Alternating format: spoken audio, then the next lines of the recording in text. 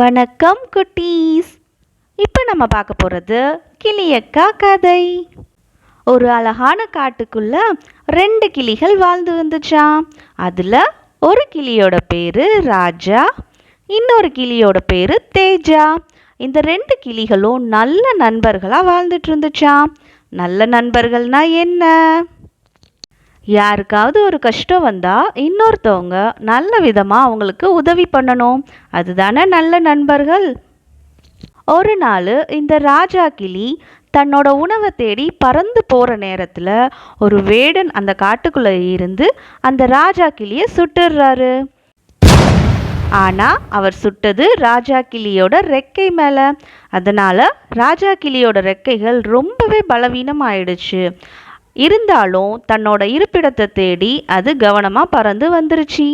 ஆனால் அதுக்கு மேலே அதால் பறக்கவே முடியல. இப்போ இதை பார்த்த தேஜா கிளி, உனக்கு என்னாச்சு, ஏன் இப்படி இருக்க அப்படின்னு கேட்டோன்னே, ராஜா கிளி, என்னை ஒரு வேடன் சுட்டுட்டான், என்னால் பறந்து போய் உணவை தேட முடியாது அப்படின்னு சொல்லிடுச்சு. உடனே தேஜா கிளி என்ன பண்ணுச்சான், நீ வருத்தப்படாத, நான் உனக்கு உணவை தேடி எடுத்துட்டு வரேன். இப்போ தேஜா கிளி பறந்து சென்று தன்னோட நண்பனுக்கும் உணவு சேகரித்து எடுத்துட்டு வந்துருச்சாம். அடுத்து இன்னொரு நாள் தேஜா கிளி சாப்பாடு எடுத்துட்டு வர்ற வழியில ஒரு குருவியை பார்த்துச்சாம். இப்போ இந்த குருவி, கிளியக்கா, நீங்கள் வச்சிருக்க பழங்களை பார்த்தாலே ரொம்ப அருமையாக இருக்கு, இதை சாப்பிட்டா எப்படி இருக்கும், எனக்கும் ரொம்ப வயிறு பசிக்குது, இதிலிருந்து எனக்கு கொஞ்சம் தாங்களேன் அப்படின்னு கேட்ட உடனே தேஜா கிளியும் தாங்கிட்ட இருந்த பழங்களில் ஒன்றை குருவிக்கு கொடுத்துச்சான். இதை சாப்பிட்ட குருவி, இந்த பழங்கள் ரொம்ப ருசியாக இருக்கே, இதை எங்கேருந்து எடுத்தீங்க அப்படின்னு கேட்குது.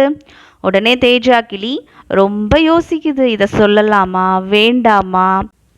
இருந்தாலும் இதை சொல்கிறதுனால என்ன வந்துட போகுது அப்படின்னு நினச்ச தேஜா கிளி, இதை ஒரு தோட்டத்திலிருந்து நான் எடுத்துகிட்டு வரேன் அப்படின்னு சொல்லி அந்த தோட்டம் எங்கே இருக்குன்னு குருவிக்கிட்ட சொல்லிடுச்சான். உடனே குருவி தன்னோட நண்பர்களை கூட்டிகிட்டு போய் அந்த தோட்டத்தில் உள்ள பழங்களை ருசிச்சிருச்சு.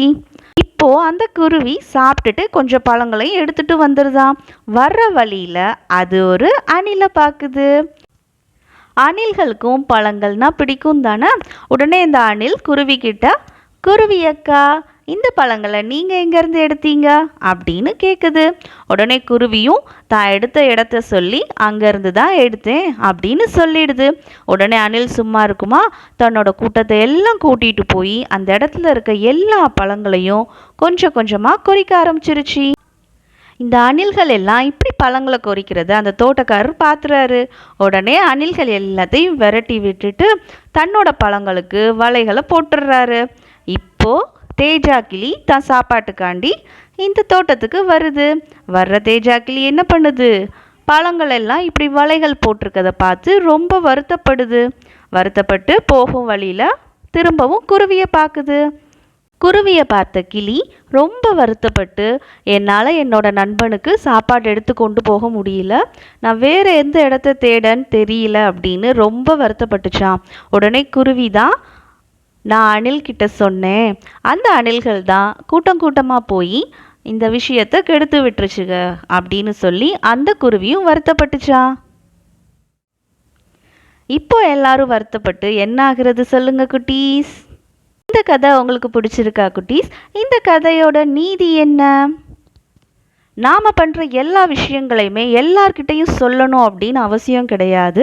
நமக்குன்னு சில விஷயங்கள் இருந்தால் தான் நம்ம வாழ முடியும் இல்லையா? ஸோ எப்போவுமே நம்ம வெகுளித்தனமாக எல்லா விஷயத்துலையும் இருக்கவே கூடாது. நாம் பேசுகிற ஒவ்வொரு விஷயங்களையுமே நாம் கவனமாக பேசணும். அப்படி இல்லைன்னா ஒரு நாள் அது நமக்கே ஆபத்தில் தான் முடியும்.